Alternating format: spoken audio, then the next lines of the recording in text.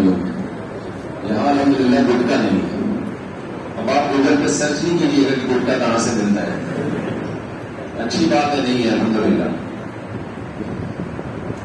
تو اگر ہم بنے ہیں، بنایا نہیں ہے کسی نے، پھر تو کوئی سب بات ہی نہیں ہے، تو مزے لڑاؤ اس. لیکن اگر ہمیں کسی نے بنایا ہے، اور یقیناً بنایا، میں تو اس بحث میں نہیں جاتا کہ ڈارون کی تھیوری کیوں غلط ہے، اس کا نظریہ کیوں غلط ہے. یہ کائنات آٹومیٹیکلی بن سکتی نہیں ہے. اس پر میرے بہت سارے بیانات ہو چکے ہیں، میں اس سے آگے کی بات کروں گا. ہمیں کسی نے بنایا ہے، یہ ہو نہیں سکتا کہ کوئی چیز کریٹ ہو جائے کریٹر کے بغیر. اس کائنات میں کوئی کسی کنڈیشن جو ہے نا، ایک کنڈیشن سے وہ کنڈیشن چینج نہیں ہوتی چینجر کے بغیر. تو پیدا کیسے ہو سکتی ہے؟ پنکھا اگر رکا ہوا ہے، کیا وہ چل سکتا ہے جب تک کوئی اس کو حرکت دینے والی طاقت نہ ہو؟ تو بن کیسے سکتا ہے وہ؟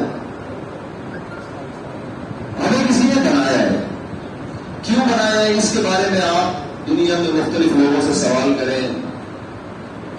تو اگر آپ عاشق اور معشوق سے سوال کریں گے نا کہ ہمیں کیوں بنایا، تو عاشق کہتا ہے مجھے اس کے لیے بنایا، وہ کہتی ہے مجھے. تم دونوں کو کیوں بنایا؟ ہم دونوں کو ایک دوسرے کے لیے بنایا.